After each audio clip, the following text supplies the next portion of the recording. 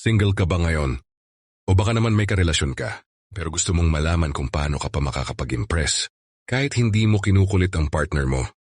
Alam mo ba yung feeling na parang hindi mo na alam kung paano siya balikan o paano siya maging malambing ulit? Well, may ginawa akong ilang moves na hindi mo naisip at bigla siyang naging super sweet. Ngayong video, ibabahagi ko sa iyo kung anong mga techniques ang ginamit ko para mapansin ulit ako. Kahit hindi ko siya kinulit at kahit single ako, gumagana siya kahit na may relasyon ka. Kung single ka, perfecto para sa'yo. Pero kung may relasyon ka naman, makikita mo kung paano mo pa mapapasweet yung partner mo nang hindi mo kang needy. So kung gusto mong malaman ang sikreto, tapusin mo ang video na to at i-share ko ang mga moves na nagpabalik sa kanya sa buhay ko.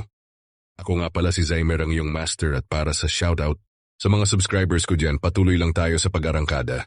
Dahil tayo ang new generation, alpha male, kaya naririto ang mga teknik na dapat nating i-apply upang makontrol natin ang babae. Narito ang mga techniques na dapat mong malaman.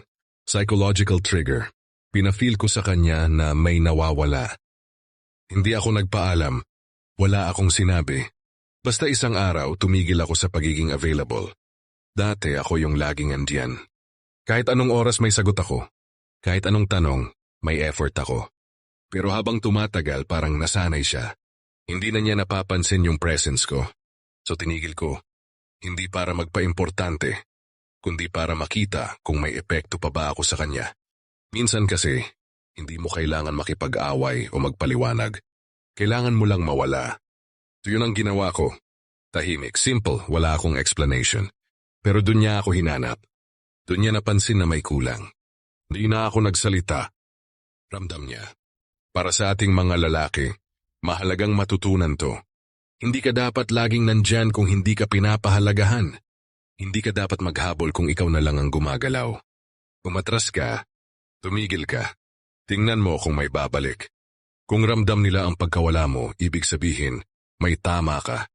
Kung hindi nila napansin, mas okay na wala ka na. Hindi ito about ego.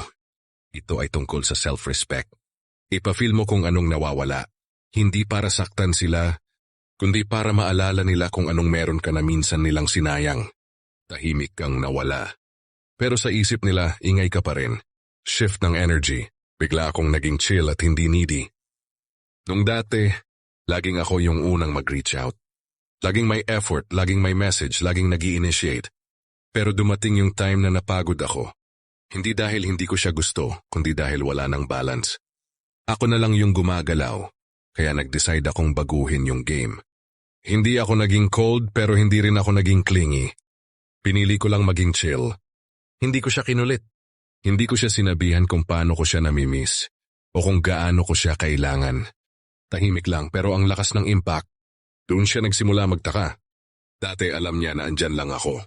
Pero ngayon, wala na akong pressure. Bakit parang okay siya kahit wala ako? Bakit hindi siya humahabol? Nagkaroon siya ng tanong sa isip at doon nagsimulang magbago ang laro.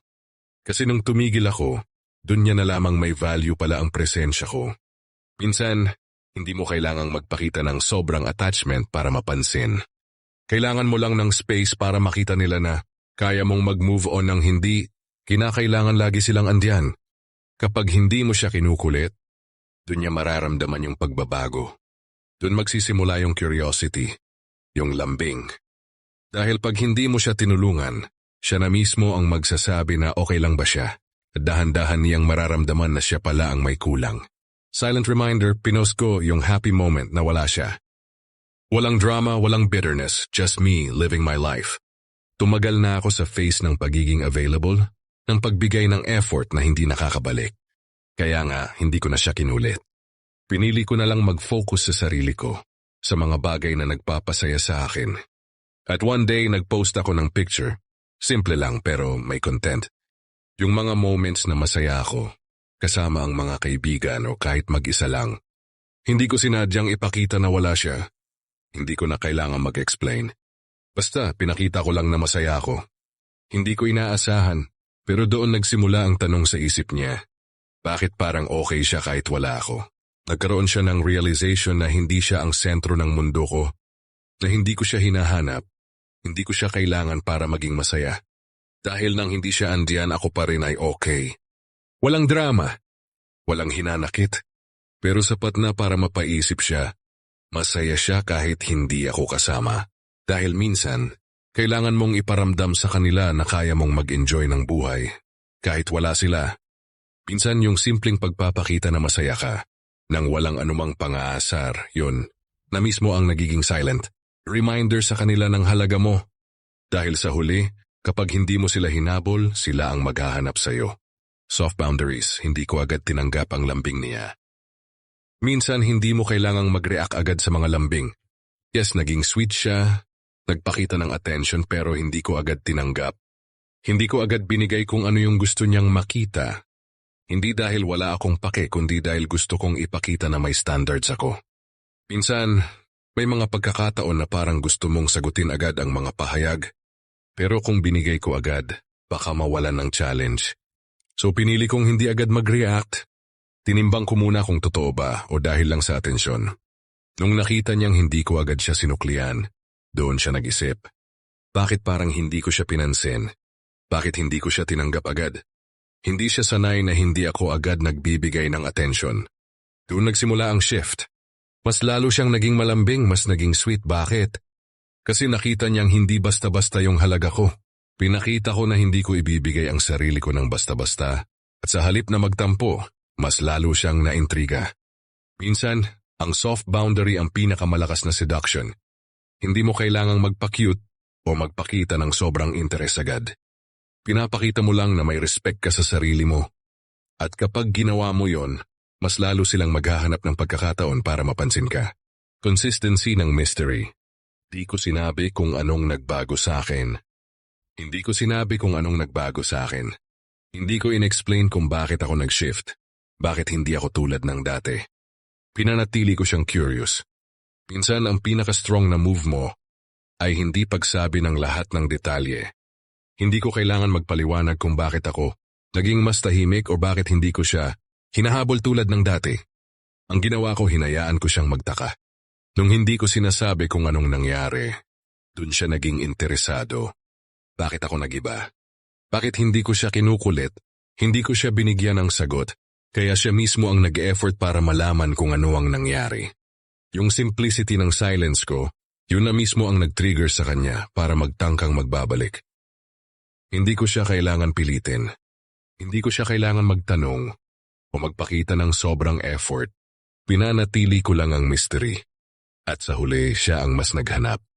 Kasi minsan, yung hindi mo sinasabi, yun ang pinakamalakas na weapon. Ang curiosity, yun ang pinakamalakas na trigger. Kapag ang tao hindi alam kung ano ang nangyayari, doon siya magsisimulang mag-effort, magtanong, at maghanap ng sagot. Reinforcement through absence, binitiwan ko yung dating ako. Dati laging andyan ako. Laging available, laging nakikipagkulitan. Kung kailangan niya, nandyan ako. Pero dumating yung time na na-realize ko, hindi na ako yung priority. So binitiwan ko yung dating ako. Hindi ako totally nawala pero nagbago ako. Hindi na ako laging naghahanap ng chance para makipag-chat o magparamdam.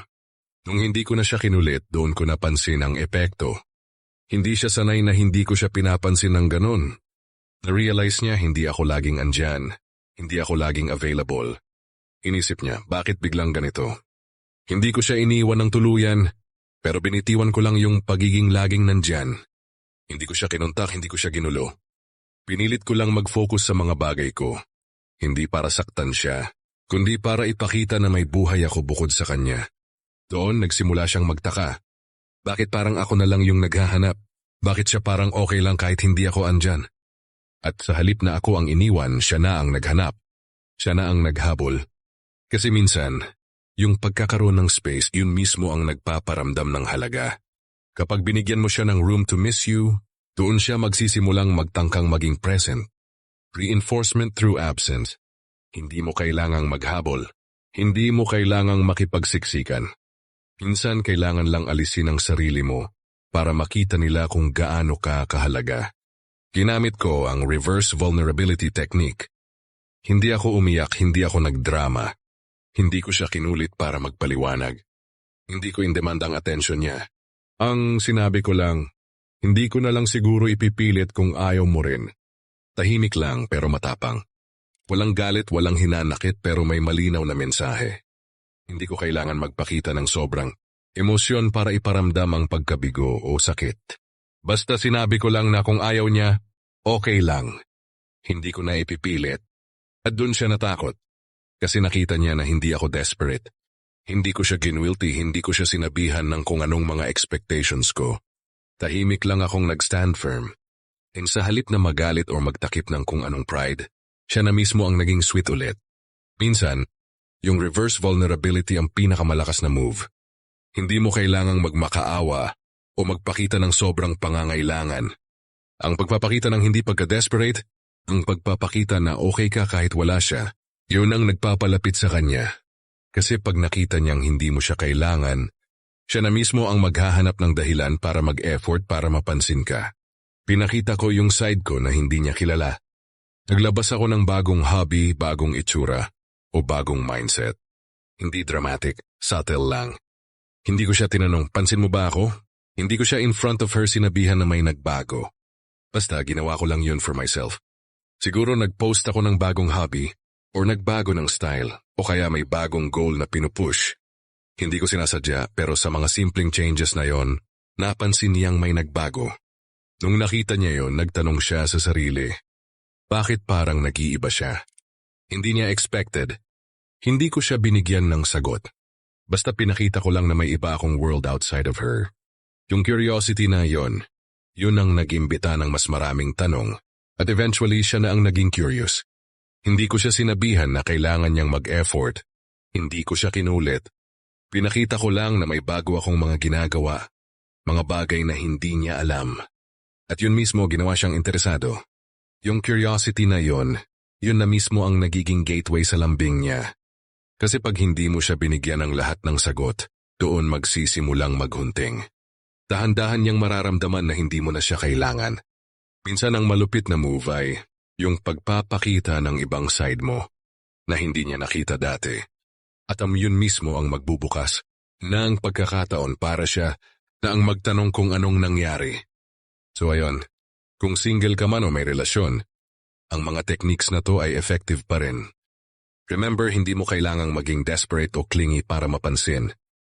Ang key is to create that emotional distance, let them feel the loss, and make them realize your worth. At kung may natutunan ka sa video na to, huwag kalimutang i-like, mag-comment kung may mga experience ka din, at i-share ito sa mga kaibigan mong kailangan ng tips sa love life nila. Bangan mo pa ang mga susunod na videos kung marami pa akong ipapakita. Kung paano mo